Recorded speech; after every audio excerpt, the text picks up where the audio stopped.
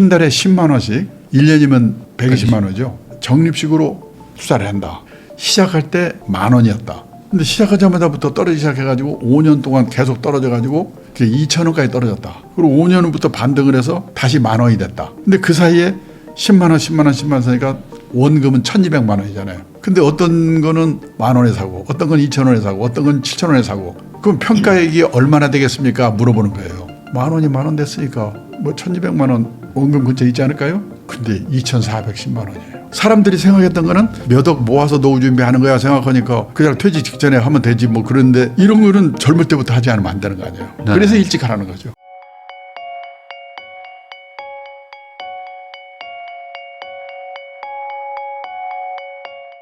안녕하세요. 부익남TV의 부익남입니다. 오늘은 강창희 대표님 모시고 노후 대비와 자산관리 전략에 대해서 다양한 주제로 이야기 나눠보도록 하겠습니다. 대표님 안녕하세요. 예, 안녕하세요.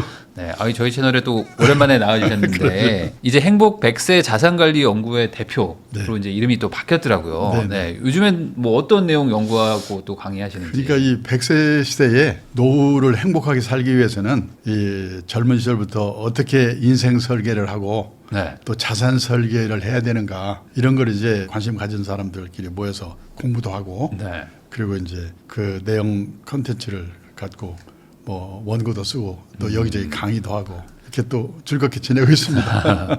이 사실 노후라는 게 이제 점점 고령화 사회를 넘어서 이제 초고령화 사회로 가다 보니까 이제는 정말 준비를 안 하면 안 되는 어떤 문제로 이제 다가오고 있는데 이 대표님께서 이제 노후의 3대 불안 있다고 이제 얘기를 해주시는데 이거 뭘 얘기를 하시는 건가요? 그 옛날에는 이제 10년 전만 해도 이런 강의하면 그냥 그래서 노후에 얼마 있으면 돼요.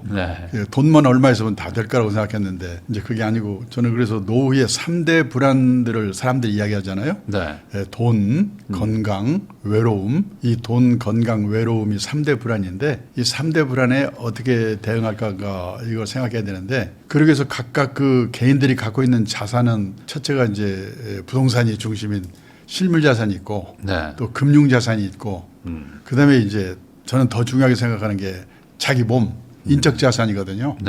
이 세 가지 자산을 어떻게 적절하게 잘 이용을 해가지고 이 3대 불안에 대비를 할 수 있는가 이런 걸 이제 생각하고 있는데 제가 지금 딱 이제 만 52년 이 일을 하면서 느끼는 건 뭐냐면은 결국은 3대 불안을 해소하는 최선의 방법은 수입을 얻는 일이든 사회 공헌 활동이든 취미 활동이든 그걸 이제 겸한 활동이든 뭔가 늦게까지라도 소일거리를 가져야 된다.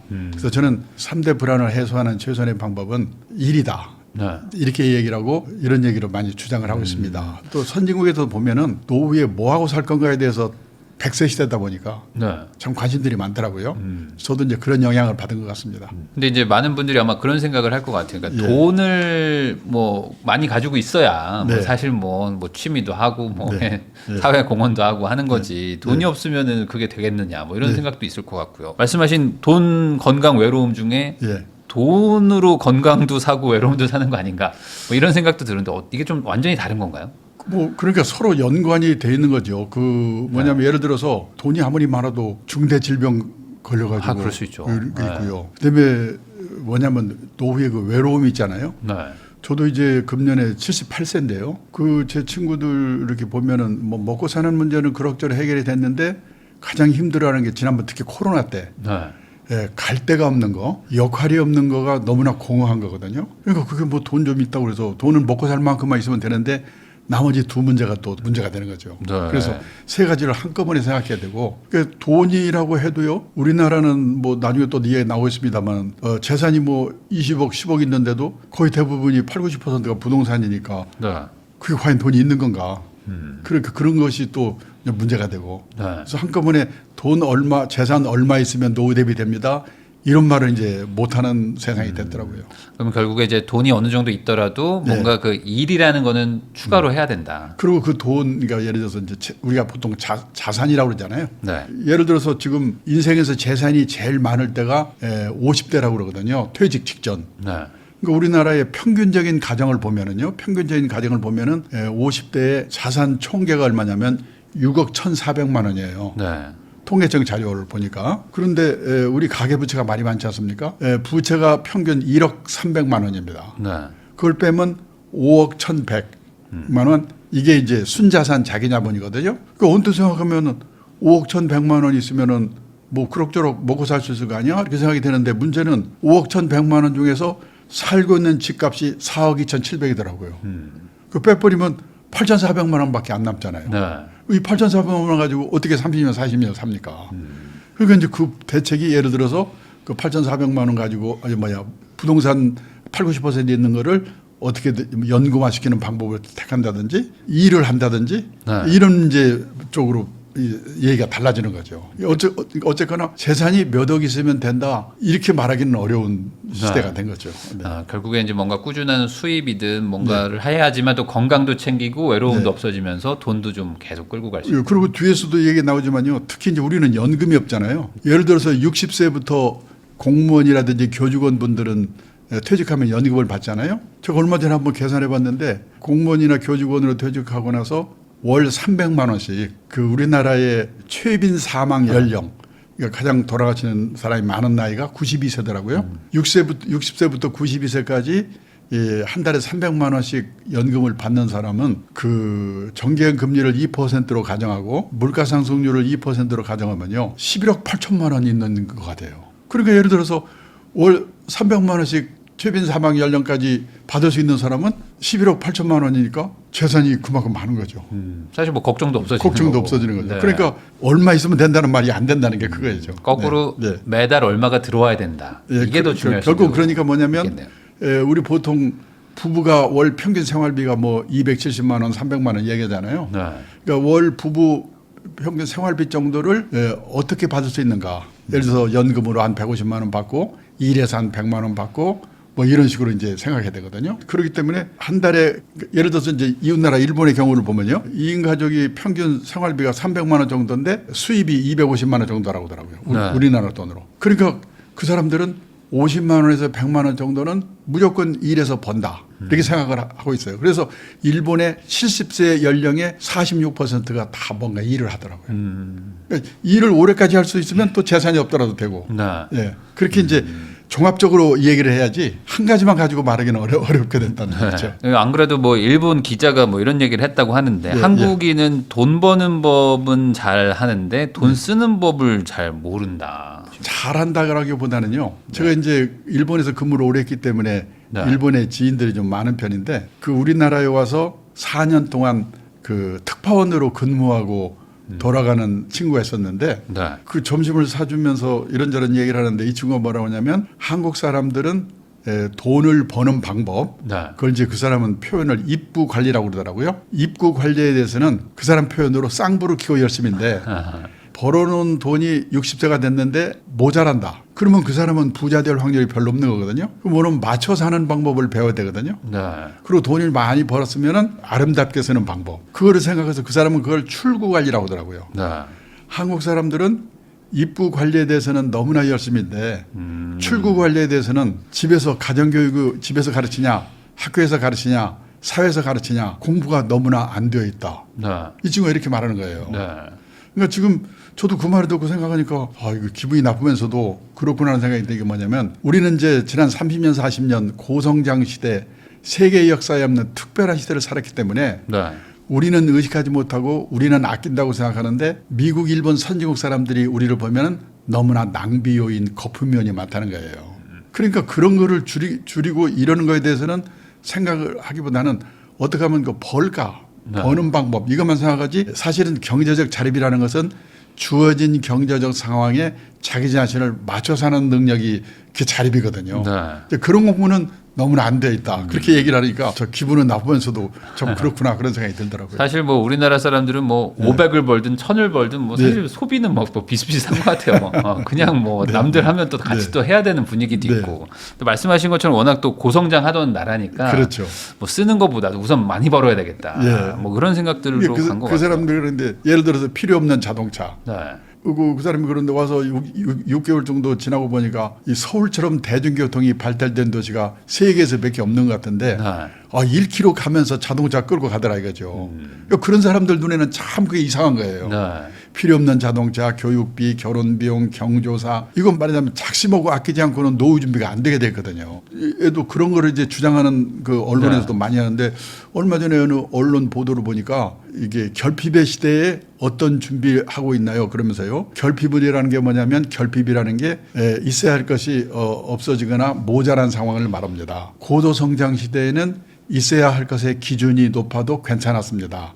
성취해야 할 기회가 많았으니까요. 하지만 성취의 기회가 적고 평준화하는 저성장 시대에는 있어야 할 기준이 높을수록 좌절하고 불행해질 확률이 높아집니다. 그래서 이제 선유고 이런 사람들은 그 다 자식들에게 그런데 맞춰 사는 노력을 능력을 열심히 교육을 시키고 있거든요. 자립교육을. 네. 근데 우리는 너무나 그냥 어제보다 금년이 좋아지고 금년보다 내년이 좋아지고 이런 세월을 30년 40년 살았기 때문에 그런 쪽에 대해서는 이제 뒤늦게 깨닫고 있는 거죠. 네. 사실 어찌 보면 뭐 네. 저도 마찬가지지만 한국 사람들은 뭐 은퇴하고 뭐 하지라는 그런 거에 대한 고민 자체를 사실 안 하고 살죠. 그렇죠, 정확하게는 그렇죠. 그냥 그렇죠. 지금 열심히 살고 돈 네. 뭐 어떻게 해서 돈 벌지? 약간 이 생각만 하고 사는 그때는 거 다 젊었고 네. 또 모아놓은 자산도 없었고 그러니까 그냥 버는 거에 열심히 하고 또 젊으니까. 네. 근데 이제 우리도 작년에 초고령 사회가 됐잖아요. 그러니까 이제 초고령 사회 예를 들어서 우리가 이제 보통 평균 수명까지만 산다고 생각하는데 네. 그게 아니고 아까 말하는 최빈 사망 연령까지 산다고 생각하든지 아니면 우리가 보통 노후 준비를 할 때는 5명 중에 1명이 살아남을 확률 연령 그걸 20% 생존 확률 연령이 나오거든요. 그 20% 생존 확률 연령까지는 산다고 생각하고 노후 준비를 해야 되는데 예를 들어서 1980년생 금년에 만 45세 이분들의 20% 생존 확률 연령이 남자가 100살 여자가 102살이거든요. 100살이에요? 예. 그러니까는 100살까지 산다고 생각하고 준비를 해야 되고 보니까 이게 보통 문제가 아니죠. 그렇죠. 제가 지금 83년생인데 제가 그러면은 잘못하면 100살 넘게 살겠네요. 그렇죠. 그러면은 사실 일하는 기간은 얼마 안 되는데. 네. 그러니까 여러 가지 이제 준비를 해야 되는 거죠. 그런 면에 대해서. 그래서 사람들이 걱정이 되고 이제 옛날보다는 많이 생각들을 바꾸고 있는 거죠.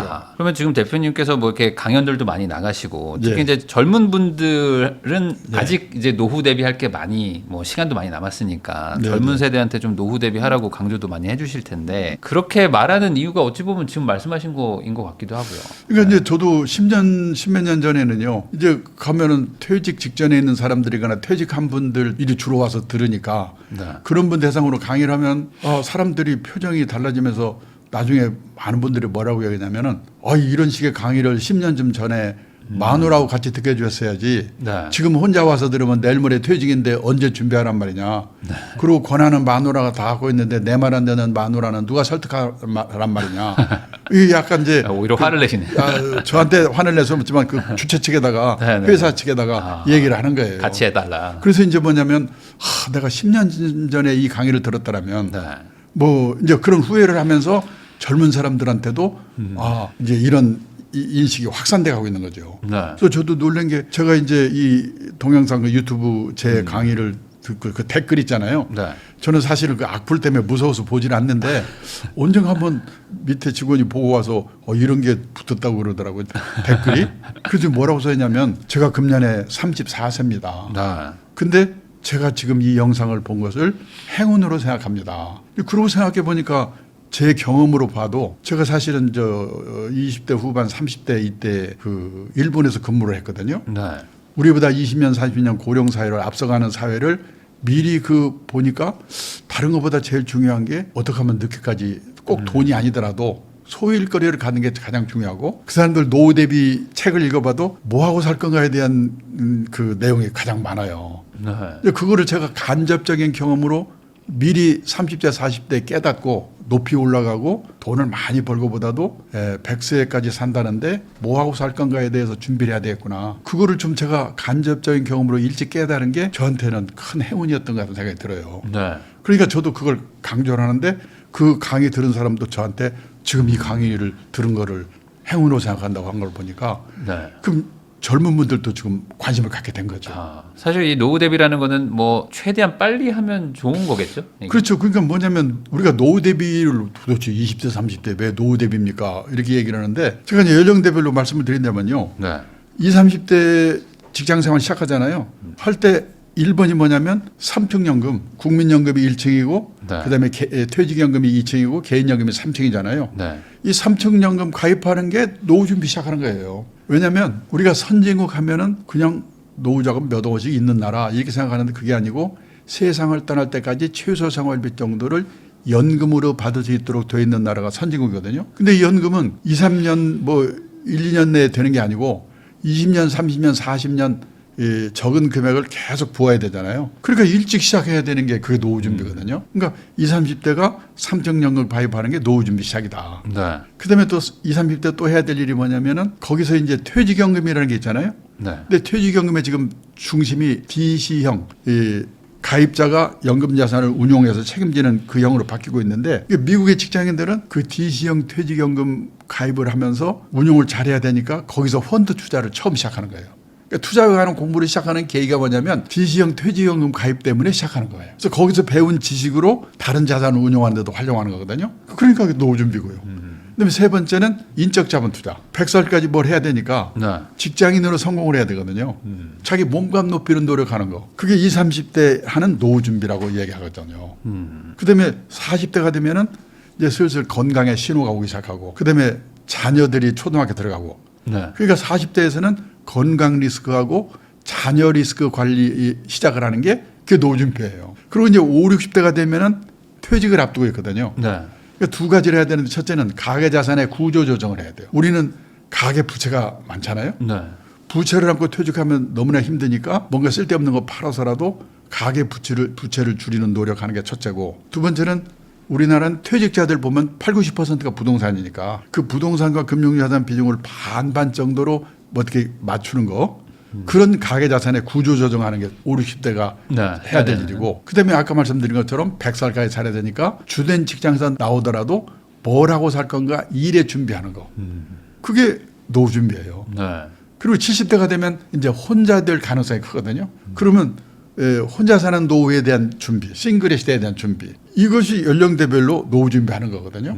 그러니까는 사람들이 생각했던 거는 몇 억 모아서 노후 준비하는 거야 생각하니까 그냥 퇴직 직전에 하면 되지 뭐 그런데 이런 거는 젊을 때부터 하지 않으면 안 되는 거 아니에요. 네. 그래서 일찍 하라는 거죠. 사실 그냥 젊은 분들이 대략적인 노후 대비는 그냥 몇 억 모아놓고 그걸로 나중에 뭐 한 방에 뭐 무슨 뭐 배당주에 투자하든지 뭐 상가 사면 되지 약간 이 정도에 막연하게 하시는 분들이 대다수인 것 그래요. 같긴 해요. 전 뭐 그냥 사는 집하고 네. 약간의 금융자산 정도인데도 별로 걱정이 안 되는 게 뭐냐면 어딘가에 갈 수가 있고 그다음에 거기서 약간의 수입이 있기 때문에 훨씬 아까 말씀드린 것처럼 연금이라든지 근로소득으로 얼마쯤 벌 수 있으면요 갖고 있는 자산 갖고 있는 것보다 훨씬 더 그게 소중하거든요. 그렇죠. 네. 네. 그런 거를 미리 깨닫고 그 준비를 하는 게 중요한 것 같은 생각이 들어요. 그러면은 그 아까 말씀하셨던 그 20, 30대 때는 뭐 이제 돈 뭐 이렇게 모으고 연금도 넣고 하는데 네. 사실 5, 60대쯤 되시면 이제 갑자기 이제 뭐 나가야 되는 경우들도 막 생기고 회사에서 막 이제 그만둬야 되는 경우도 생기다 보면은 내가 이제 뭐 해야 되지를 그때 고민하면 좀 늦은 것 같기도 하거든요. 그러니까는 저는 그래서 이 얘기를 해요. 지금 청년 실업이 넘치잖아요. 네. 그다음에 직업이 사라지는 시대거든요. 예를 들어서 옥스퍼드 대학의 마틴 스쿨이라는 데서요. 고용이 미래라는 보고서 발표한 걸 제가 재작년인가 봤는데 2033년이 되면 현재 있는 직업의 47%가 사라진대요. 네. 그러는 마당에 지금 그 열받아 있는 사람 일을 뺏을 수는 없는 거 아니에요. 네. 그래서 뭐냐면 일을 하긴 해야 되는데 퇴직하고 나서 할 수 있는 일이라고 하는 것은 젊은 세대가 할 수 없는 일이거나 할 수 있다고 하더라도 하려고 하지 않는 일을 할 수밖에 없다. 네. 가능하면 할 수 없는 일 하는 게 제일 좋은 거죠. 좋겠죠. 그래서 저도 그런 면에서는 젊은 사람들이 할 수 없는 일을 일찍 생각하고 준비를 했던 거가 그래서 저는 현역 시절에 이 평생 현역의 그 필요성을 빨리 깨닫고 열심히 그 문제의식을 갖고 하다 보면 회사 일도 잘하게 되더라고요. 그 자기 회사 일과 연관시켜서 미래 내가 뭘 하고 살 건가를 생각하게 되니까. 그런데 그런 준비를 하는 게 가장 중요한 거. 그래서 그런 의미에서 저는 지금 창직의 시대라고 얘기를 하거든요. 이게 직업이 사라지면서 새로운 일이 많이 생기니까 그러면 거기에 맞춰서 나는 뭘 하고 살 건가를 젊을 때 꾸준히 생각하면 회사 일도 열심히 하게 되는데 막 불행히도 그거 못하고 그냥 퇴직했다. 그러면은 뭐냐. 그냥 체면은 내려놓고 어떻게 보면 허드렛 일에 가까운 일이라도 할 수밖에 없다. 예를 들어서 일본에서도 퇴직자들이 아까 70세 인구가 46%가 일하고 있다고 그러잖아요. 네. 제일 많이 하는 게 아파트 관리인인데요. 아파트 관리인의 경쟁률이 50대 1이에요. 그렇게 다 그렇게 생각하는 거예요. 준비 안 하고 나오면 예, 뭐 그러니까 뭐 그냥 대부분 보통의 사람들은 그러려니 생각하는 거죠. 예. 근데 그거를 그러니까 남의 눈을 의식하지 않는 거가 참 중요해요. 그게 노후 준비 어떻게 보면. 그러니까 뭔가 창직을 하지 못하면 남의 눈을 의식하지 않고 그냥 다 내려놓고 일을 하는 거. 뭐 그게 노후 준비 세대. 그다음에 이제 고령화 시대가 보면은 이 젊고 건강한 노인이 더 나이 든 노인을 도와주는 게 그걸 노노 케어라고 하는데요. 네.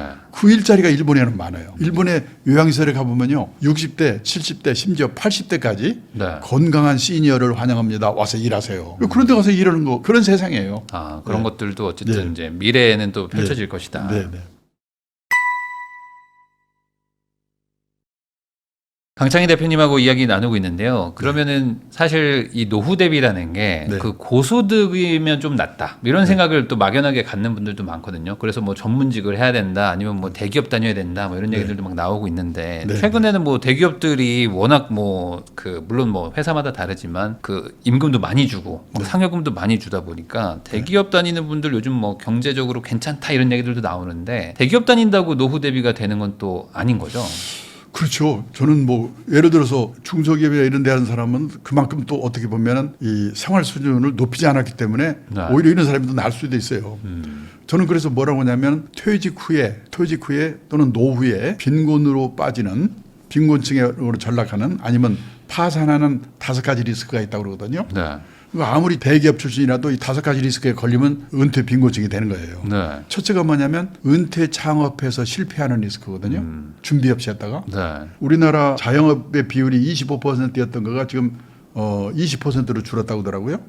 근데 세계들 선진국들을 보면 10% 정도예요. 아마 그 수준까지는 우리도 점점점 줄 거예요. 갑자기 퇴직하니까 놀 수는 없고 그냥 쫓겨서 준비 없이 창업하다가 요즘은 폐업하는데도 돈 많이 들거든요.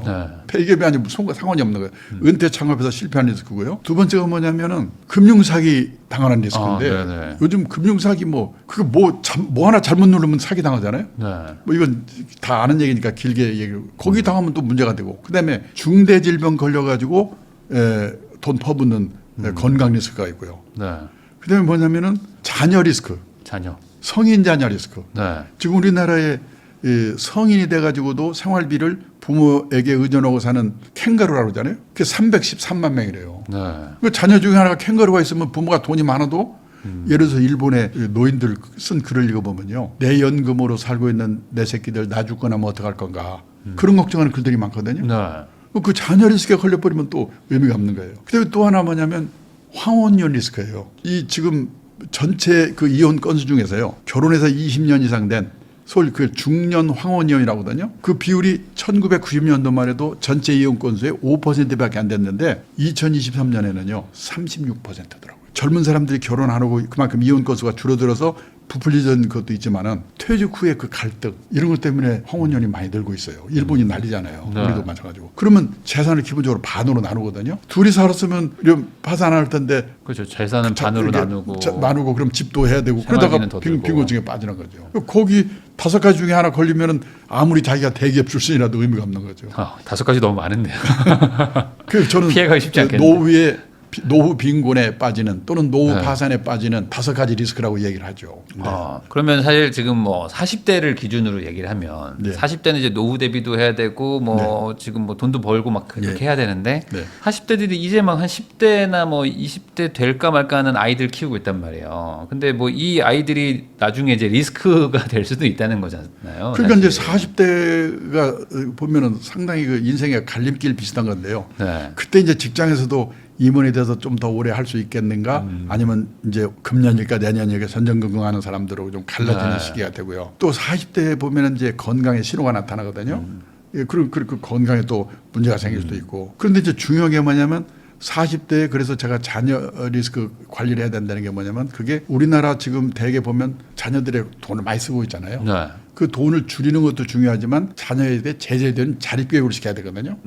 지금 대개 우리나라 어머니들이 좋은 대학 넣기 위해서 어머니들끼리 모여가지고 과외공 선생님이 누가 좋으냐 골라서 시간표 자기가 짜서 그다음에 이제 뺑뺑이 돌리잖아요. 사실상 뭐 아이들의 매니저 역할을 하고 있죠. 근데 지금 뭐냐면 아까도 말씀드렸지만 직업이 사라지는 시대에는 내가 갖고 있는 재능을 이 회사에서 써먹었다면 직업이 사라지면 다른 데 가서 이 똑같은 재능을 어떻게 써먹을 수 있는가 생각하는 능력이 제일 중요하거든요. 그 자식한테 생각하는 능력을 키워주는 그게 중요한 거거든요. 네. 그리고 많이 버는 것보다도 주어진 경제적 상황에 맞춰는 능력을 키우는 그게 자립교육이거든요. 네. 우리는 이 교육을 너무 안 시켜가지고 지금 문제가 되잖아요.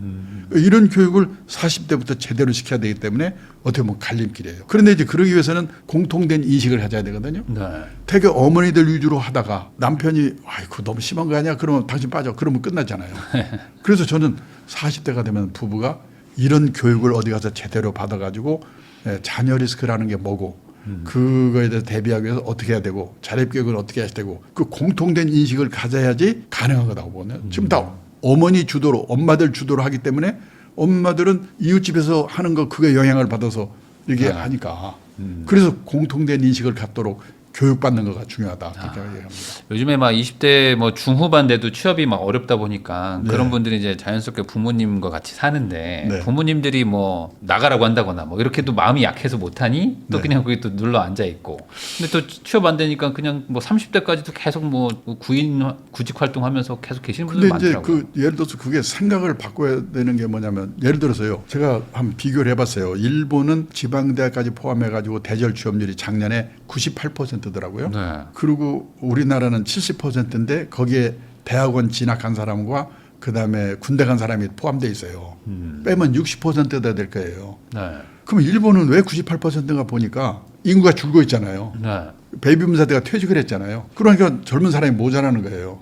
그러니까 퇴직이 되는 경우가 하나 있고 더 중요한 거는 지방대학을 졸업한 사람들은 다 지방에 취직을 하더라고요. 근데 우리는 지방에서 대학을 다녔더라도 다 서울로 올라오잖아요. 네. 그리고 또 하나는 뭐냐면 고성장 시대에는요. 신규 채용이 많았거든요. 그러니까 과육 공부해서 좋은 대학 들어가서 거기서 이제 취직하면 됐는데 지금은 신규 채용이 없어요. 저도 놀랐는데요. 네. 2019년에 전체 채용 건수 중에 공개 채용 신규 네. 그게 벌써 50%로 줄었다고요. 2019년에. 근데 그게 2024년에 5년 만에 딱 보니까 23%로 또 줄었어요. 지금 채용 광고가 거의 없잖아요. 맞아요. 그러면 이런 때는 어떻게 해야 되냐면 중소기업 같은 데 들어가 가지고 몇 번 이직하면서 좋은 회사로 옮겨가야 되거든요. 그쪽에 옮겨갈 때 거기서는 나를 뭘 보고 뽑는가? 스펙이 아니에요. 이 친구가 우리가 시키려고 하는 일을 잘하는가 못하는가.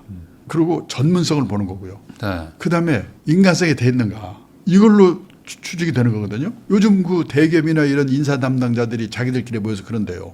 속지 말자 학벌 다시 보자 스펙 얼마나 속았으면 모르겠어요. 그게 요즘은 좋은 대학 나왔다고 취직이 그렇게 되는 게 아니에요. 네. 근데 다들 저도 주위에서 저한테 취직을 좀 어떻게 부탁하는 사람이 있으면 그러면 중소기업 그런 데 가서 거기서 이렇게 해서 이렇게 가야 된다고 하면 안 된다고. 안 간다고 그래요. 네네네. 그냥 놀면 놀았지.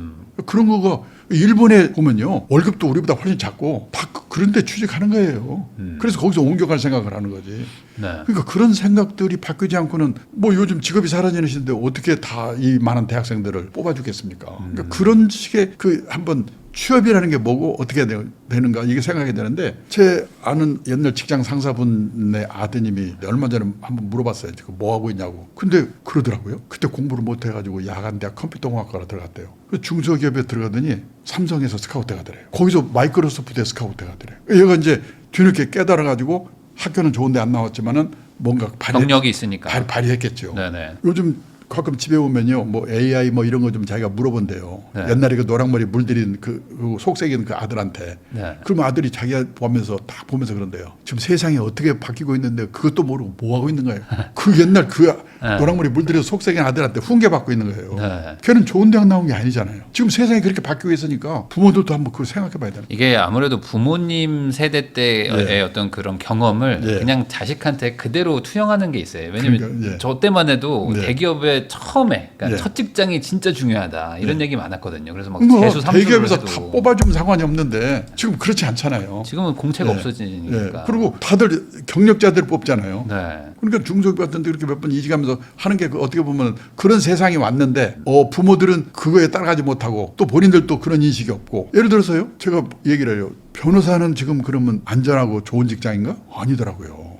우리나라 변호사 1000번째 등록이 2006년이에요. 그러니까 변호사가 10,000명으로 늘어나는데 100년이 걸렸어요. 그때 변호사는 끝내줬죠. 귀하니까. 근데 또 10,000명 늘어나는데 8년. 또 10,000명 늘어나는데 5년. 지금 변호사가 34,000명이고 일이 없어서 세무사, 법무사 일 뺏는다고 난리잖아요. 세상이 이렇게 바뀌고 있고. 근데 엄마들 요즘 의대 정원, 초등학교 의대반 생기잖아요. 종당의 의대 정원 늘립니다. 걔네들이 의사 됐을 때 안전한 직업일까? 저는 그러니까는 부모들이 이제 안전한 직업은 없다. 내 아들이 갖고 있는 그 재능이나 이런 거를 어떻게 바뀌는 세상에 맞춰서 헤쳐나갈 건가 생각하는 능력을 기려주는 그런 게 부모한테 중요한 거지. 과외 공부시켜서 지금 좋은 직장 넣는 게 중요한 게 아니다.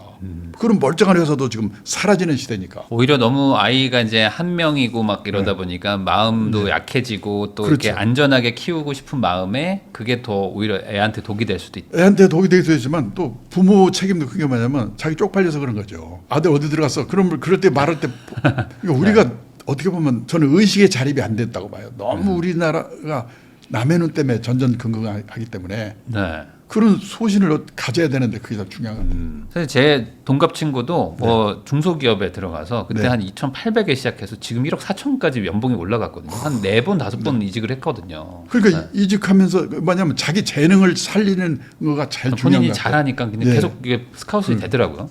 지금은 이제 좋은 대학이 옛날에는 신규 채용이 많고 회사에서 키워서 이렇게 하는 세상이었으니까 그게 통했는데 이 저성장 시대에는 신규 채용도 없거니와 그다음에 평생 한 6번 7번을 이직하는 게 당연한 세상이 됐거든요. 그런 데를 헤쳐나갈 수 있는 사람으로 그 자기 아들을 키워야 된다는 거를 부모들이 좀 생각할 필요가 있는 것 같아요.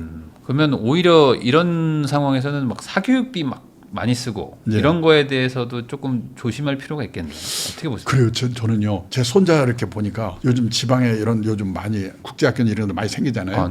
그런 데 가서 한 1년 있다가 오니까 지 엄마 밑에 있을 때하고 전혀 다르더라고요. 자기 의견이 분명하고. 그러니까 엄마들이 끼고 살면 안 돼요. 아이고 예를 들어서 우리 캥거루라고 그러잖아요. 저기 부모가 대주는 거. 근데 캥거루가 이 말 들으면 열받는데요. 왜냐하면 캥거루는요 짐승인데도 지 새끼를 낳아서 딱 1년 보호하고 쫓아버린다거든요. 저는 제일 중요한 게 우리나라 엄마들이 자기 생각대로 애들을 키우는 게 아니고 내쫓는다는 게 집 밖으로만 내쫓는 게 아니고 지가 생각해서 하도록 만드는 그 훈련이 제일 중요한 것 같아요. 그러니까 약간 뭐 넘어지고 다치더라도 혼자 걷게 해야지 그거 못 넘어지게 한다고 계속. 그리고 회사에서 이렇게 됐을 때 내가 그때 어떻게 해야 되는가. 내가 있는 회사가 만약 부도가 나서 무너졌으면 어디 가서 내가 갖고 있는 이걸로 찾아야 될 건가. 제가 참 제 얘기 죄송한데 저는 1980년대는 일본을 전문가라고 그래가지고 이제 월급 받고 살았는데 그때는요 일본이 잘 나갈 때잖아요. 일본을 배우자 외치고 살았어요. 90년대가 되니까요 일본이 이게 되잖아요. 그 일본 관계된 사람들이 다 잘리더라고요. 근데 그때 제가 뭘 느꼈냐면 일본이 우리가 뭘 잘못했나 조사단을 보내고 해서 반성하는 보고서가 많이 나오는 거예요. 근데 우리나라 금융제도가 일본의 금융제도를 거의 대부분 도입을 했기 때문에 거기서 나오는 문제점이 우리 문제점이거든요. 그래서 90년대는요. 일본을 반면교사를 해서 일본의 실패를 우리가 반복하지 않으려면 어떻게 해야 되는가. 그걸로 밥 먹고 살았어요. 그러니까 우리 애들한테도 저는 그런 교육이 필요한 것 같아요. 그러면 이제 아까 자녀 리스크도 얘기해 주셨지만 또 하나가 이제 40대쯤 되면은 이제 건강에 조금씩 문제가 생긴다. 그런데 이거 건강이라는 건 사실 뭐 이게 뭐 확률일 수도 있고 내가 무조건 뭐 건강하게 지내고 싶다고 해서 되는 것도 아닐 것 같고 이런 걸 좀 어떻게 관리를 해야 될까요? 그러니까 그거는 뭐 정말로 폭탄주도 끊고 담배도 끊고 뭐 이러는 노력이 중요하지만 최소한은 해라. 중요하지만은 제가 보니까 중대질병보험 같은 거를 잘 들어두는 거가 하나 해결 방법이고 그다음에 뭐 유전적인 요소도 있기 때문에 그건 주위에서도 봐도 생각지도 않게 생기는 거기 때문에 어떻게 그럴 때 내가 어떻게 대비할 건가를 생각해야 되지. 뭐 그리고 예를 들어서 굉장히 건강하게 노력을 하는데도 또 안 되는 경우도 많으니까 그랬을 때 나는 어떻게 대비할까 보험으로 대비하는 방법이고요. 그다음에 이제 그래서 연금 같은 게 이런 걸 잘 들어둬 가지고 예를 들어 수입이 없더라도 생활비를 조달할 수 있는 방법 같은 걸 해야 되는 거지. 기본적으로 안 아프고 살 수는 없는 것 같은 생각이 들어요. 그러니까 결국에 뭔가 그 소득이 끊길 수도 있다는 거. 그리고 뭔가 비용이 많이 발생할 수 있다는 거. 그러니까 결국에 이거는 금전적으로 어떻게든 좀 대안을 좀 만들어놔야 된다. 그렇죠. 그러니까. 근데 아까 말씀하신 것처럼 근데 최소한 그래도 좀 뭐 술이나 뭐 야식 뭐 이런 것들 뭐 이런 것들을 좀 줄이긴 해야 되잖아요. 그러니까 지금 저는 요즘 너무 건강 염려증에 걸렸을 있다고 할 정도로 반대로 하는 게 아닌가 그런 생각이 들거든요. 네. 근데 이게 약간 취미랑 엮여서 나중에 또 노후 대비랑도 같이 갈 수 있지 않을까요? 그러니까 건강을? 이제 그 보면은 매일매일 이렇게 활동을 하는 게 참 중요한 것 같아요. 나이 들어서도요. 저는 지금 생각해 보니까 저도 뭐 별로 건강한 체질이 아닌데도 이렇게 유지하고 있는 게 뭐냐면은 만약 제가 지금 아침에 일어나서 어디 갈 데가 없고 소일거리가 없었더라면 몸이 나빠졌을까 생각이 드는데 아침에 저는 좀 늦잠 체질이거든요. 그래도 할 수 없이 일어나서 어디를 가야 되고 또 그러다 보니까 사람들을 만나고 그래서 저는 그러니까 꼭 돈 버는 일이 아니더라도 사회 공헌 활동이라도 취미 활동이라도 소일거리를 갖는 거가 건강에 가장 중요한 것 같아요. 저는 그런 생각이 들어요. 행복백세 자산관리연구회 대표님이시죠. 강창희 대표님하고 이야기 나누고 있는데요. 그럼 이제 좀 집 얘기 한번 해보겠습니다. 사실 우리나라 사람들의 절반 정도가 유주택자고 또 그 부동산 자산의 거의 뭐 80%를 다 돈을 넣고 있는 이 국민들이다 보니까 부동산 얘기가 어찌 보면 노후와 가장 직결될 수도 있는데 요즘에 그 한강뷰 아파트가 뭐 꿈이에요 이런 분들이 정말 많고 또 요즘 한강뷰가 또 잘 보이려면 또 고층 아파트를 다 짓는단 말이죠. 뭐 49층이 아니라 이제 막 70층짜리도 짓겠다고 하는데 뭐 이런 집에 사는 게 오히려 안 좋다 이런 얘기도 하셨어요. 이게 제가 함부로 말씀드리면 문제가 있다고 생각하는데 뭐냐면 노후에 혼자 아니면 둘이 살고 있을 때 대형 고층 아파트가 문제다. 저는 그런 말씀을 드려요. 우선 이제 우리가 보면은 자녀들 같이 살다가 자녀들 다 나가고 둘만 살다가 그 중에 한 사람이 아플 경우가 많거든요. 부부 간병기라고 그러죠. 그래서 한 사람 떠나고 혼자 남아서 이제 살다가 자기도 아파서 떠나거든요. 그러니까 어떻게 보면은 이제 부부가 나이 들어서 어떻게 좀 후기 노령기 정도 될 때 얘기인데 그때 이렇게 첫째가 너무 고층 이런 데 하게 되면은 이 비상사태가 생겼을 때 대처가 어렵더라고요. 예를 들어서 응급차가 오더라도 엘리베이터 타고 올라오고 뭐 이런 시간이 많이 되는 게 하나 있고 그다음에 고독사라는 게 있잖아요. 그 몇 년 전에 일본에서 오하라 레이코라고 뭐 아주 국민 탤런트가 세상을 떴는데 사흘 후에 발견돼 가지고 일본이 난리가 났거든요. 그래서 그때 조사를 해보니까 주택 단지 안에서 3년 동안에 그 고독사한 사람이 25명인데 그 사람들이 세상 떠나서 발견될 때까지 평균 21.3일 걸렸다고 하더라고요. 그러니까 그게 이제 뭐냐면 혼자 아니면 둘이 사는 아파트 고층에서 이렇게 혼자 살고 있을 때 그런 문제가 하나 걱정이 되고 그다음에 또 하나 문제는 제가 최근에 경험한 건데요. 되게 70대, 80대 이제 후기 노령에 들어가면 부부 중에 한 분이 아플 가능성이 크거든요. 그러면 한 사람이 간병을 해야 돼요. 또 요즘은 아파트도 보면은 가끔씩 엘리베이터가 고장이 나잖아요. 고장 날 때 있죠. 그러면 고층에 살고 있으면 아주 난감한데 지금 제가 최근에 고민하는 분을 봤는데요. 엘리베이터가 고장이 나가지고 한 달 동안을 수리를 해야 된대요. 한 분은 지금 사모님이 아프셔가지고 휠체어에서 살고 있거든요. 근데 이분 자기가 화장실도 부축해서 가야 되고 90 넘은 노인분이요. 음식물 쓰레기도 버려야 되고. 근데 한 달 동안 수입이 되면 어떻게 되겠습니까? 그러니까요. 그래서 딴 데 가서 뭔가 좀 이렇게 한 달 정도 스테이 할 게 없을까 좀 찾아보고 있는 중인데 심지어는 간병하는 분 있잖아요. 그분이 한 달 동안 자기가 1층에서 10몇 층까지 다 나눠줄 테니까 두 분은 그냥 거기 계시라고. 어떻게 그렇게 사야 됩니까? 노후에는요. 특히 고층 아파트는 정말 조심해야 돼요. 요즘에는 아파트가 계단식 아파트가 많은데 그 계단식 중에 엘리베이터 하나 있는 데들도 꽤 많거든요. 근데 이게 고장 나버리면 뭐 빨리 고치면 뭐 2, 3일에도 고치지만 안 되면 뭐 보면 자주 고장이 나더라고요. 생각보다 고장 많이 나죠. 그래서 저는 정말로 70 이상 나이 돼가지고 고층에 사는 거는 그다음에 부부 중에 한 사람이 아플 가능성이 커요. 좀 주위에서 많이 보거든요. 뭐 갑자기 저녁에 아픈데 고층이면은 우선 응급차를 불러도 오는데 시간이 걸리고 이제 그런 문제가 생기고 그러다가 이제 혼자 되시잖아요. 그러면 혼자 되신 뒤에는 혼자 살아야 되는데 그때 이제 그 막말로 고독사 이런 문제가 생기고 그래서 사실 뭐 이제 젊은 그 노인분들 말고 이제 좀 이제 걷는 것도 좀 힘드시고 하시는 분들 입장에서는 사실 고층이라는 걸 저도 생각을 못 해봤는데 이거 그런 문제가 있을 수 있겠네요. 그러면 저는 그래서 대형 고층 아파트를 조심하십시오 이렇게 얘기를 하거든요. 그럼 그런 분들한테는 반대로 어떤 집에서 살라고 지금 하세요? 이제 우리보다 20년 30년 앞서가는 사회에서 일어난 일들을 많이 저는 이제 참고를 하고 있는데 일본을 보니까 부부 둘만 남았거나 혼자 됐을 경우에는 어디 사냐 시내에서요. 시내에서 18평에서 20평짜리 병원 가까운 곳. 제일 중요한 병원이 가까운 그다음에 문화시설 가까운 곳. 외롭지 않아야 되니까. 그다음에 쇼핑 가까운 곳. 이거 중요해요. 우리는 아직 그 실감을 못 하는데요. 일본 같은 경우는 인구가 줄고 그러니까 외곽에서부터 가게가 없어지거든요. 그 노인네가 두부 한 모 살라고 1km, 2km 걸어가야 된다고 그래서 그걸 뭐라고 하냐면 구매 난민이라고 그러거든요. 그러니까는 후기 노령에 들어서 나이 들어서 시내에서 18평에서 20평짜리 병원 가깝고 문화시설 가깝고 그다음에 쇼핑 가까운 데 사는 거. 이게 어떻게 보면은 좋은 그 적이라고 볼 수 있어요. 아니 제가 사는 동네에도 보면은 노부부인데 거의 이제 음식 안 하시고 한 80대신 것 같은데 그냥 그 식당에서 식사 거의 매일 하시고 그렇죠. 그냥 그 앞에 있는 뭐 이렇게 뭐 백화점 이런 데 다 가시고 그러는 것 같더라고요. 그러니까 오히려 좀 도심지로 더 갈 수밖에 없다. 그렇죠. 그래서 옛날에 보면은 나이 들면 팔고 변두리로 나가서 이렇게 하는데 고령 사회가 되니까 오히려 교회 시대에서 도심의 시대로 바뀌더라고요. 그러니까 그런 것도 참고할 필요가 있는. 일본도 보면은 이제 뭐 도쿄 막 외곽에 지었던 신도시들은 막 다 비고 오히려 막 도심지들로 막 쏠리고 막 이런 거가 있잖아요. 그러니까 이제 그거는 또 하나는 인구가 줄고 그러면서 그런 데가 빈집이 많이 생기고 있거든요. 그래서 그런 거예요. 그럼 오히려 도시 외곽지에 있는 분들 입장에서는 이제 인프라 자체가 작동을 안 하니까. 그러니까 어쩔 수 없이 또 이동을 하게 예를 되는. 들어서 이제 지금 보면요, 일본에 이제 우리 말하면 분당이나 일산처럼 도쿄 근교에 신도시들 있잖아요. 1980년대까지만 해도 흥청흥청한 신도시인데 저녁에 가보면 불안도는 아파트가 많아요. 비어 있어가지고. 일본의 빈집이요. 2018년에 제가 통계를 보니까 849만 채라고 하더라고요. 재작년에 900만 채가 됐어요. 앞으로 10년 후가 되면 일본 집 3채 중에 한 채가 빈집이 될 거래요. 그러고 보니까 우리나라도요. 두어 달 전인가 어느 일간지에 보도된 걸 보니까 지금 우리나라 153만 채가 비어 있대요. 미분양 아파트까지 포함해서.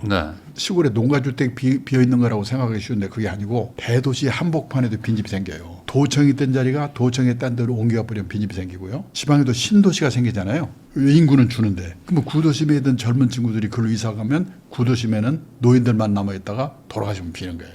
그러니까 이런 빈집 문제가 지금 우리가 뭐 일본을 막 급속히 따라가고 있어요. 이런 문제도 생각할 필요가 있어요. 지금도 서울은 막 가격이 막 올라가는데 막 지방은 막 빠지고 뭐 부산에 막 부자분들도 이제 이거 부산 거 다 팔고 서울 간다 뭐 이런 얘기들이 막 나오고 있거든요. 이건 약간 피할 수 없는 어떤 뭐 시대의 흐름 그러니까 이렇게 봐야 될까요? 결국은 인구 문제인데 인구가 느는 지역이어야 되고 그다음에 일자리가 좀 가까운 데 있지 않으면 뭐 방법이 없는 것 같은 생각이 들어요. 사실 그래서 반대로 뭐 일자리를 지방으로 보낸다고 하지만 또 쉽지 않은 것도 현실이고. 그렇죠. 그러면은 점점 더 노인이 될수록 좀 대도시 위주로 도심지로 좀 들어가야 된다. 그러니까 하여튼 좀 시내여야 되고 병원이 가까워야 되니까 할 수 없이 그게 될 수밖에 없는 거죠. 특히 요즘에는 그 종합병원 인근에 가서 살아야 된다 뭐 이런 얘기들도 많아요. 예전에는 그렇게까지 종합병원을 이렇게 따지지 않았는데 요즘엔 종합병원 인근으로 가려고 하시는 분들이 많은데 그런 얘기인 것 같아요. 그런 분들도 있잖아요. 그 이제 원래 가족들하고 이제 뭐 자녀들하고 다 이렇게 살면서 뭐 소위 말하면 한 40평이나 50평대 사시다가 자녀들이 이제 다 이제 분가하고 계속 사시는 분들이 있어요. 근데 사실 방 막 4개인데 방 2개도 안 쓰시면서 나머지는 그냥 막 불 꺼놓고 지내는 분들이 있거든요. 근데 그런 분들 얘기 들어보면 이제 명절 때 손자 손녀들 올까봐 막 그렇게 이제 큰 집 막 가지고 계신 분들이 있는데. 근데 지금 예를 들어서 그래서 뭐냐면 이 가족의 해체가 일어나고 있잖아요. 한편엔 다시 그 회복 운동이 또 일어나고 있거든요. 일본의 사례 이렇게 보면은 3대가 할아버지 아들 손자가 한 건물 또는 근처에 독립적으로 살 수 있도록 개축하게 되면 세제 혜택을 주거든요. 그리고 이제 노인분이 아까 그런 분처럼 큰 집에 혼자 살고 있으면은 젊은 세대들하고 그룹 리빙, 공유 경제 이런 거가 또 활성화돼 가고 있어요. 그러니까 그런 문제도 이제 혼자 되신 분들 한번 생각할 필요가 있는 거죠. 일종의 하숙집 개념으로. 아니 그 방을 많으면 한두 개 정도는 뭐 예를 들어서 저렴한 가격으로 빌려주면 그 사람들이 있으니까 그게 훨씬 낫지 않잖아요. 자녀는 아니지만 사실상 뭐 도움도 받을 수 있고. 그게 어떻게 보면은 3대가 한 건물 또는 근처에 독립적으로 살도록 그렇게 하는 개축해서 하는 그런 움직임들이 나타나고 있고 큰 집에 혼자 살고 있으면은 젊은 세대들과 그룹 리빙, 공유 경제 같은 게 이렇게 활성화돼 가고 있는 게 일종의 그게 가족 회복 운동 비슷한 거죠. 그게 정부 차원에서 그런 걸 한다는 거죠. 그러니까 그거는 어떻게 보면 사회적인 그런 분위기가 그런 필요성이 나타나는 거죠. 그래서 자발적으로 그렇게 되는 우리도 거예요. 아마 그렇게 갈 확률도 뭐 앞으로 예를 들어서 좀 신림동 같은데 가끔 텔레비에 보면은 남남끼리 모여서 살잖아요. 혼자 된 분들끼리 그 텔레비도 나오고 그러잖아요. 그런 게 다 그런 문제 때문이라고 생각돼요. 어찌 보면 이제 젊은 분들은 좀 저렴한 집에 살 수 있고 이제 노인분들은 이제 뭐 급하면 또 도움도 받을 수 있는 서로 상생을 하는 거죠. 그러면 이제 우리나라는 아파트를 엄청나게 선호하고 그러면 아파트라는 거는 계속 이제 짓기 마련인데 점점 말씀하신 것처럼 이제 고층으로 올라가고 뭐 점점 뭐 이렇게 외곽에도 많이 짓고 하는데 이런 것들이 나중에 이제 문제가 되겠어요. 그래서 이제 저는 한번 미래를 생각하면서 지금부터 어떻게 할까 대책을 세울 필요가 있다고 생각하는 게 뭐냐면 지금 우리 일본 같은 경우에 보면요. 10층 넘는 철근 콘크리트 아파트는 전체 주택수의 10% 정도밖에 안 되거든요. 근데 우리나라는 지금 전체 주택수 중에 아파트의 비율이 64%예요. 네. 다 그 10층 넘는 철근 콘크리트 아파트잖아요. 그러니까 저는 우리나라 특히 가정주부들이 아파트를 이미 떠날 수 없게 돼 있어요. 네. 그리고 홍콩이나 싱가포르 같은 데는 100% 아파트니까 아파트를 꼭 뭐 나쁘게 보고 그럴 건 아닌데 그 아파트로 인해서 우리가 잃어버린 게 뭔가 앞으로 나타날 문제가 뭔가를 생각하고 미리미리 대비하는 게 중요하다고 생각하는데 현재 너무 아파트 공화국이 되다 보니까 어떻게 보면 우리한테서 이웃과 함께하는 삶이 사라진 것 같아요. 근데 이 고령화 시대에 1인 가구 시대는 이웃과 함께하는 삶이 너무나 중요하잖아요. 그래서 지금 우리나라에도 그런 움직임이 하나씩 나타나는 게 뭐냐면 어디라고 말씀드릴 거니까 서울 근교의 타운하우스에 2009년인가 입주한 아파트인데요. 그거를 지을 때 100채를 해외 공모를 했는데 네. 그거의 설계를 이제 응모해서 당선된 사람이 일본인 건축가 야마모토라는 사람인데요. 그 사람은 일본에서도 유명한데 어떻게 유명하냐면 그 사람이 짓는 집은 이렇게 마당이 동그랗게 있잖아요. 그 마당을 끼고 이렇게 서로 집을 지어서 마주보게 사는 거예요. 네. 외롭지 않도록. 그리고 다 창문을 개방이 돼서 할 수 있도록 하는 거예요. 그걸로 이제 유명한 사람이거든요. 그러니까 이제 그 100채를 자기가 설계를 맡았으니까 설계하기 위해서 한국에 와가지고 그 우리나라 주택 사정을 살펴봤더니 그 사람이 뭐라고 하냐면 원래는 한국도 외부에 개방된 부분과 한국의 주택도 외부에 개방된 부분과 사생활을 보호하는 부분으로 나뉘어져 있었다. 사랑채 안채가 있었잖아요. 네. 근데 그런 주택이 전부 사라지고 밀실 같은 주택이 됐다. 아파트가 다 밀실이잖아요. 네. 이 고령화 시대 1인 가구 시대에 그런 밀실 같은 주택은 더는 바람직하지 않다. 그래가지고 그 주택 현관 예를 들어서 이제 3층 정도 이렇게 지면요. 2층 정도에서 뭐냐면 거기서 일도 하고 사람들도 만나고 하는 식으로 개방을 하는 그런 식으로 진 거예요. 문도 유리로 하고. 그러니까는 처음에는 밀실에 익숙한 사람들이라 어색하잖아요. 처음에는요. 분양이 30회밖에 안 됐어요. 그래가지고 욕 더럽게 먹었거든요. 네. 망했다고. 네. 근데 점점점 채워져가지고 사람들이 이제 다 채워졌어요. 그 후에 10년을 살아보니까 이웃과 함께하는 삶이 너무나 행복하더라. 그래서 작년 12월에 그 사람이 다시 거기 와서 그 주민들하고 파티를 한 거가 일간지에 크게 났어요. 그러니까 우리나라 사람들도 그걸 깨닫는 거예요. 그러니까 우리가 아파트 이렇게 다 밀실에 살다 보니까 이웃과 함께하는 삶이 사라진 거를 어떻게 그러면 우리가 해결할까? 뭐 주민 무슨 모임 같은 걸 만들어서 할까? 뭐 그런 거를 하여튼 생각해 봐야 되고 우리가 그걸 잃었으니까. 네. 근데 두 번째는 뭐냐면은 아파트의 슬럼화의 대비가 필요한 것 같아요. 일본이 크게 슬럼화 문제가 사회 문제가 되고 있거든요. 그러니까 왜 그러냐면요. 이 재건축을 해야 되는데 재건축에 성공하기 위해서는 두 가지 조건이 충족돼야 되거든요. 첫째 위치가 좋아야 되고 둘째 저층해야 되는 거예요. 고층으로 만들면서 비용을 뽑아야 되니까. 근데 위치가 별별지었거나 이미 고층이 돼 있는 거는 재개발이 안 되는 거예요. 그래서 점점점 그게 슬럼화 돼가고 그 단지 때문에 근처에 있는 땅값이 떨어져요. 슬럼화 돼가는 아파트 단지 때문에 근처에 있는 땅값이 떨어지는 거예요. 그 제 친구가 도쿄 수도권에 살고 있는데 28평짜리 아파트에 살고 있거든요. 이거를 1984년도에 우리 돈으로 계산해서 1억 2천만 원에 샀어요. 왜냐하면 28평이 그 사람들은 결코 창피하잖아요. 우리가 너무 크게 사는 거죠. 근데 그 아파트를 84년도에 1억 2천에 사가지고 최고 피크 일본 부동산 버블의 피크일 텐데 3억 6천만 원까지 올랐다가 우리 돈으로. 네. 제가 가끔씩 물어봐요. 작년 연말에 너희 집 얼마냐 그랬더니 한화로 3천만 원 4천만 원에 팔릴지 말지래요. 네. 그래서 물어봤어요. 야, 너희 아파트는 그거 30몇 년 된 낡은 아파트니까 안 오르니까 그거 재건축하면 오르지 않을까? 그랬더니 재건축? 그거 죽어단데. 330세대가 살고 있는데 다 노인인데요. 재건축할 돈을 이게 적립을 하는 거예요.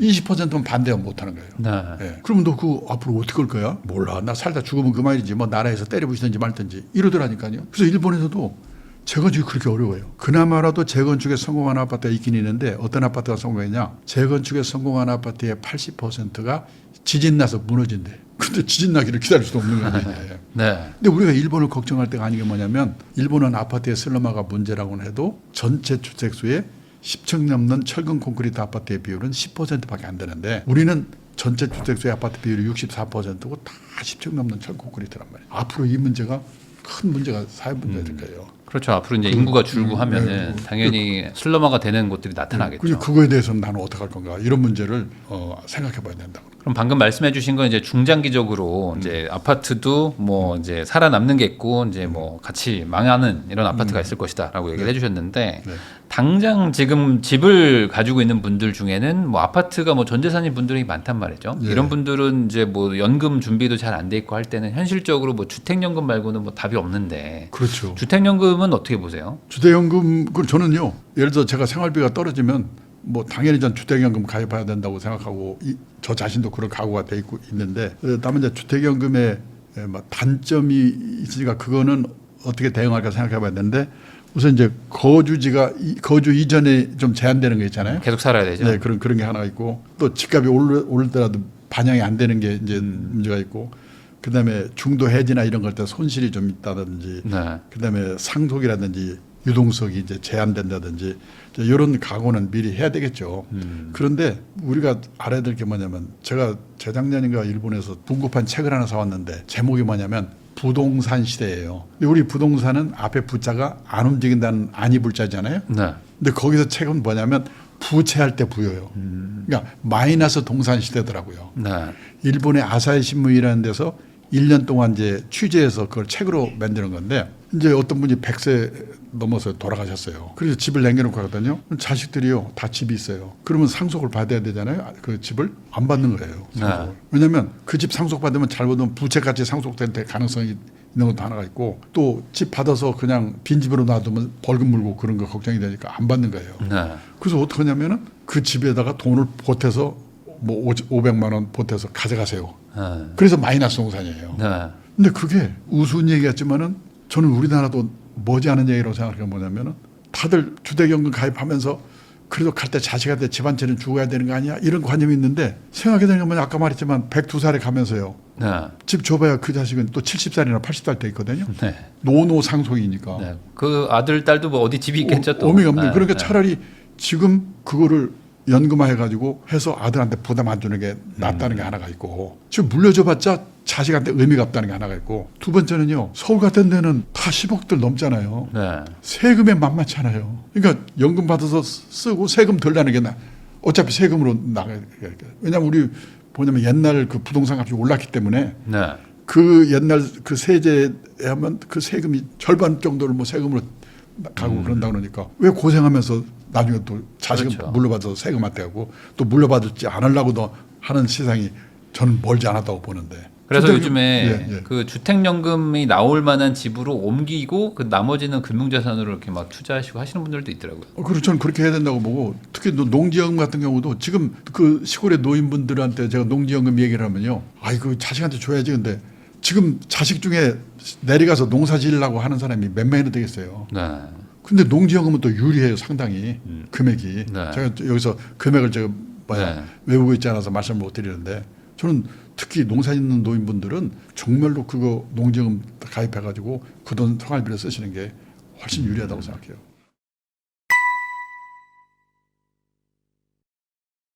강창희 대표님하고 이야기 나누고 있는데요. 요즘에 젊은 분들 중에는 뭐 착실하게 돈 모으는 분들도 있지만 뭐 요즘에 뭐 돈 모아봐야 별 의미도 없고 뭐 집도 못 산다 해서 뭐 이렇게 소위 말하는 막 흥청망청 쓰시는 분들도 많거든요. 이 사실 사람이 10만 원 정도는 다들 저축은 할 수 있는데 뭐 이 정도도 못 모을 분은 없다고 보거든요. 근데 이 10만 원씩이라도 꾸준히 모으면은 도움이 된다. 이렇게 생각하신다고요? 네, 저는요. 그 지금 우리나라 예를 들어서 뭐 주식이라든지 코인에 이렇게 투자하는 분 중에 상당히 신용거래라든지 그 돈을 빌려서 투자하는 분들이 많은데 그분들이 말이 내가 목돈이 없는데 그렇게 해야지 어떡합니까? 이렇게 얘기를 하거든요. 그런데 이제 우선요.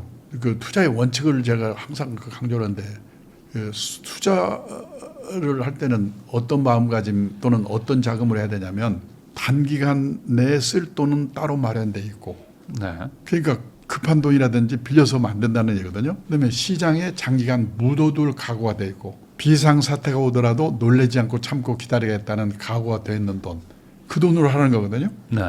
근데 지금 빌려서 하다 보니까 어떻게 보면 장기 투자도 안 되고 실패를 하고 있는데 그 사람들이 꼭 얘기할 때 뭐라고 하냐면 목돈이 젊은 사람이 어디가 있습니까? 목돈 만들어야죠. 그래서 그럼 그분들한테 말하기를 적립식 투자의 마력을 매직 파워죠. 이거를 이해할 필요가 있다. 예를 들어서요. 한 달에 10만 원씩 1년이면 120만 원이죠. 적립식으로 투자를 한다. 시작할 때 그게 펀드일 수도 있고 주식일 수도 있는데 10,000원이었다. 근데 시작하자마자부터 떨어지기 시작해가지고 5년 동안 계속 떨어져가지고 2,000원까지 떨어졌다. 네. 그리고 5년 후부터 반등을 해서 다시 10,000원이 됐다. 근데 그 사이에 10만 원, 10만 원, 10만 원 사니까 원금은 1,200만 원이잖아요. 근데 어떤 거는 10,000원에 사고, 어떤 건 2,000원에 사고, 어떤 건 7,000원에 사고 그렇게 않겠습니까? 네. 그럼 평가액이 얼마나 되겠습니까? 물어보는 거예요. 1,200만 원이 원본인데 그 사이에 산 거를 그 10,000원에 그때가 10,000원에 평가해야 되니까 평가의 합계가 얼마가 되겠습니까? 물어보면요.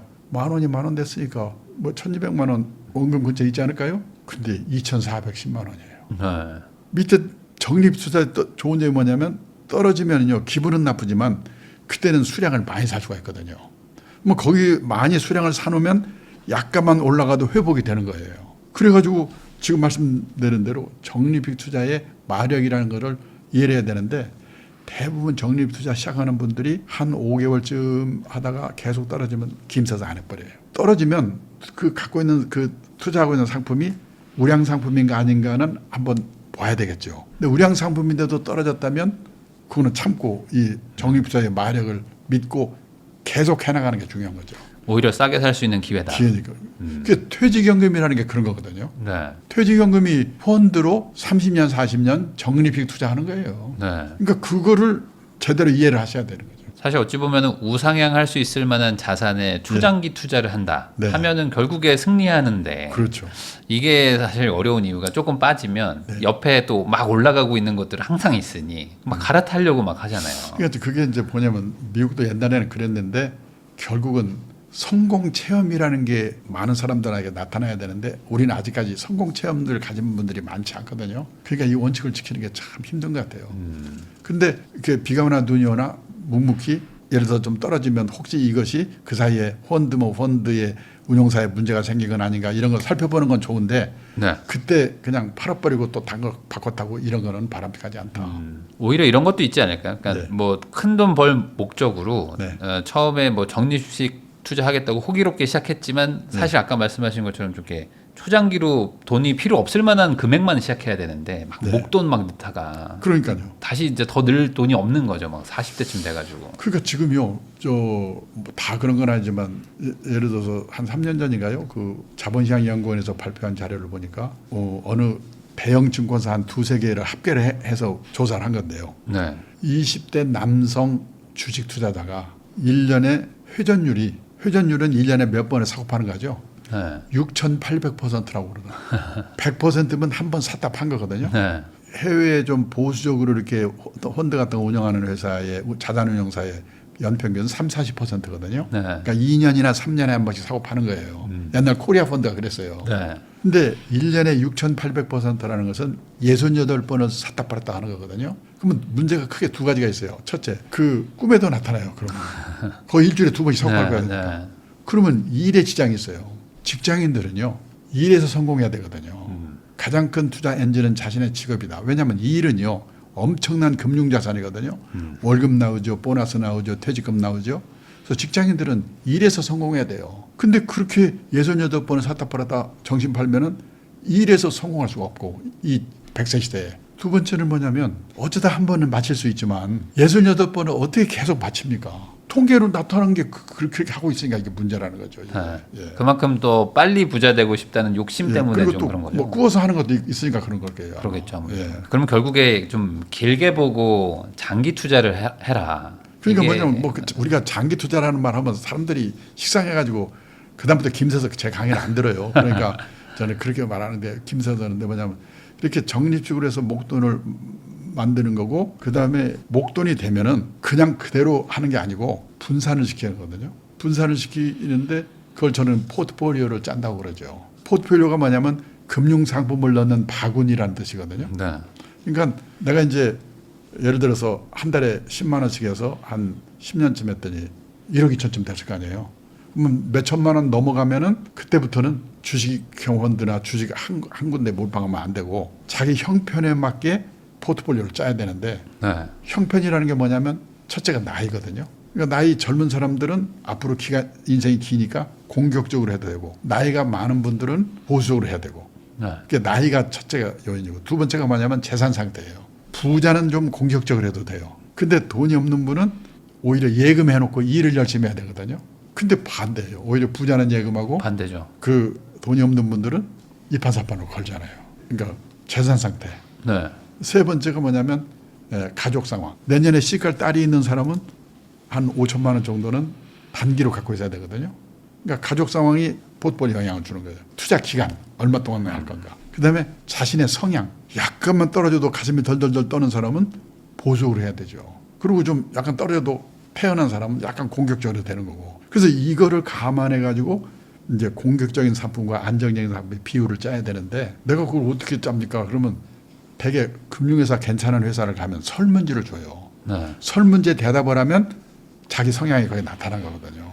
그럼 그 비율에 맞게 짜놨는데 그것도 다 귀찮다. 그러면 100에서 자기 나이 뺀 만큼 예를 들어서 50대면 100에서 50 빼면 50 남잖아요. 네. 50은 주식이나 주식형 펀드 공격적인 데 넣어놓고 나머지 50은 채권형 펀드라든지 예금이라든지 안정적인 데 넣어야 된다. 그런 식의 비율을 짜서 분산을 시키는 노력을 해야죠. 네. 사실 그게 어찌 보면 가장 정석적인 얘기인데 네. 그 정석적인 얘기를 지루하다고 생각하는 게 문제인 것 같아요. 왜냐하면 지루하다고 생각해서 다른 데 가서 항상 손해를 보고 나오니 네. 어찌 보면 뭐 100년 이상의 어떤 금융 역사에서 이미 검증된 거 아닙니까? 자산 배분과 이 뭐 포트폴리오 구성. 그래서 저는 당연한 이야기를 어떻게 하면 이분들이 경청해 줄 수 있을까 거기에 끊임없이 저는 노력을 하고 있는데요. 네. 사실은 당연한 거거든요. 당연한 거를 지키는 거가 참 어려운 것 같아요. 예. 그러니까요. 뭔가 당연한 거를 좀 예.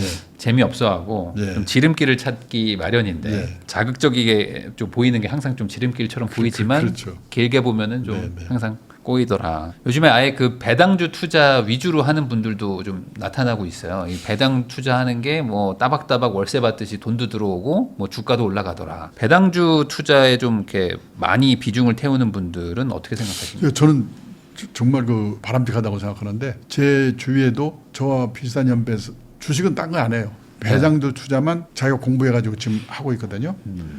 그 미국도요. 이렇게 이제 나이 든 분들한테 물어보면 이 마이크로소프트 같은 좀 네. 변동성이 큰 상품에는 안 해요. 코카콜라 같은 데만 해요. 그러니까 그게 배당주 투자니까 주로 이제 시니어들 경우에는 저는 배당주 투자에 많이 관심을 가질 필요가 있다. 그 다만 배당주 투자의 장점이 뭐냐면 첫째 꾸준히 소득이 발생되잖아요. 네. 그러니까 노후 생활비 쓰는데 도움이 되는 게 하나고요. 장점 중에 두 번째는 배당을 받아서 좀 남는 돈은 재투자하게 되면은 수익률 좀 더 높일 수가 있는 게 이제 두 번째 하나가 있고 배당을 꾸준히 주는 회사들은 재무적으로 안정적인 회사거든요. 그러니까는 크게 시장 하락 시에도 손해를 안 볼 수가 있어요. 네. 그런 좋은 점이 있는데 많은 분들이 이래서 배당 투자는 짭짤하게 돈을 벌어서 짭짤하게 배당 주는 회사 주식을 고르는 건데 대부분 좀 화끈하게 주는 데를 좋아하거든요. 근데 젊은 사람들은 또 그럴 수 있다고 하더라도 네. 나이 든 분들은 그래서 저는 배당 투자에 대해서 공부를 좀 해가지고 그런 종목들을 잘 골라서 저는 다른 노력 안 하고 배당 투자만 투자해서 퇴직하고 나서 지금 10몇 년 동안을 네. 아주 그리고 1년에 한두 번씩은 여행도 다니고 그러는 사람 제 옆에서 그래서 제가 오늘 또 한번 전화해서 물어봤어요. 지금도 계속 가고 있냐고. 그 사람의 생각이 뭐냐면 미국 사람들이 딱 그래요. 나이 든 노인들이 마이크로소프트 같은 건 안 해요. 잘. 변동성이 큰 거는. 네. 꿈이 있다고 하더라도. 대신 그 코카콜라 같잖아요. 거기는 설비 투자를 막 왕창 할 필요도 없고 그렇다고 왕창 버는 게 아니니까 주가가 왕창 오르는 건 아니지만 꾸준히 거기는 원래 그러니까 그런 사람들이 투자하니까 배당을 꾸준히 주거든요.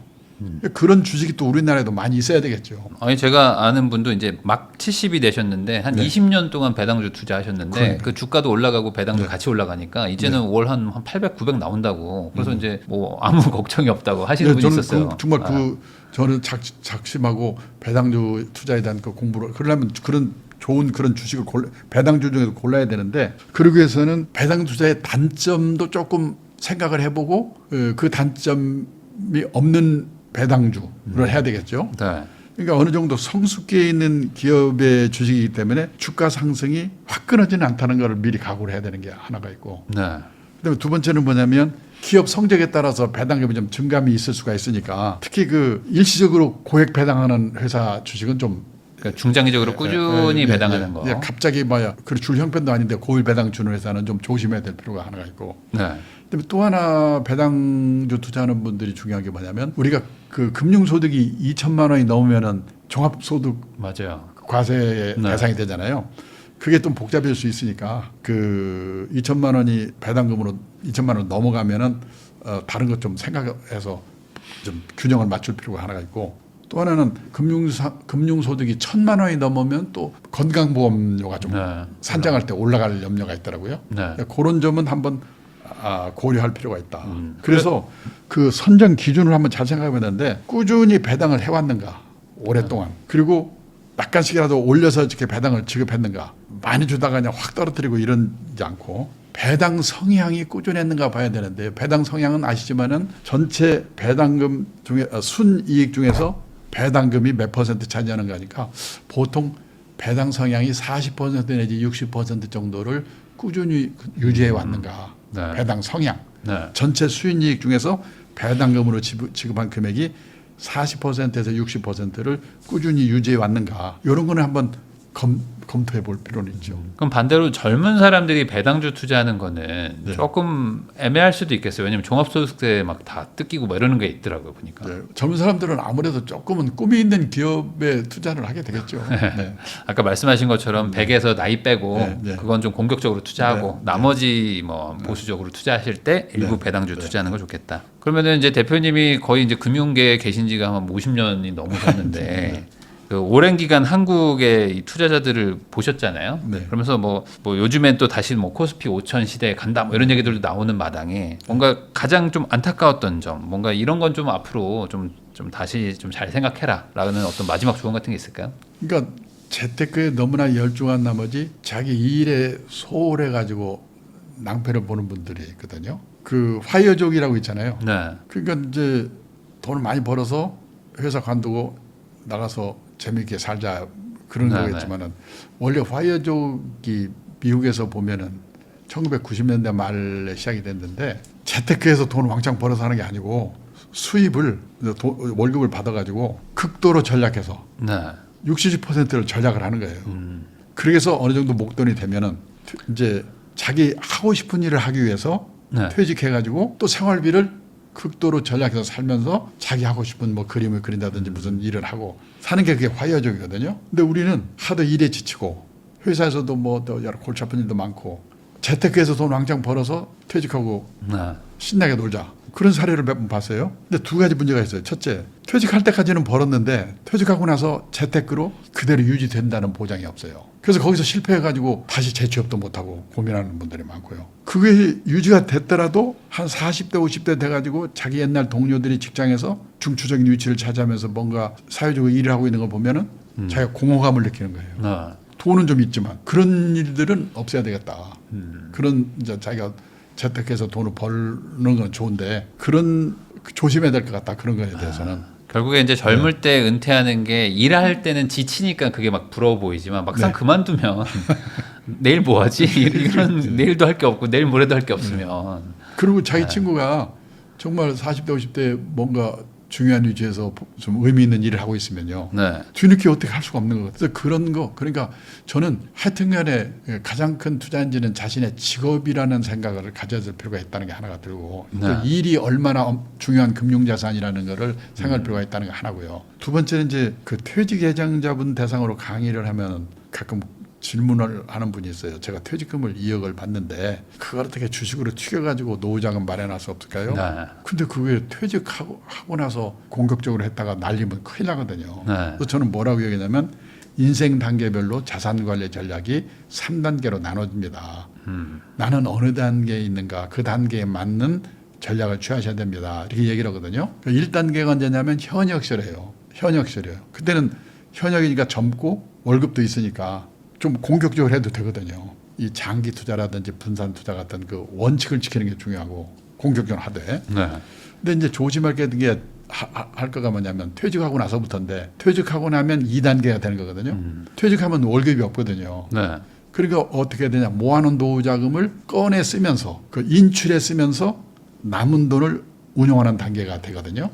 제가 세계 평균을 조사해 봤더니요. 모아놓은 노후자금의 연 4% 이내에서 꺼내 쓰세요 그러더라고요. 네.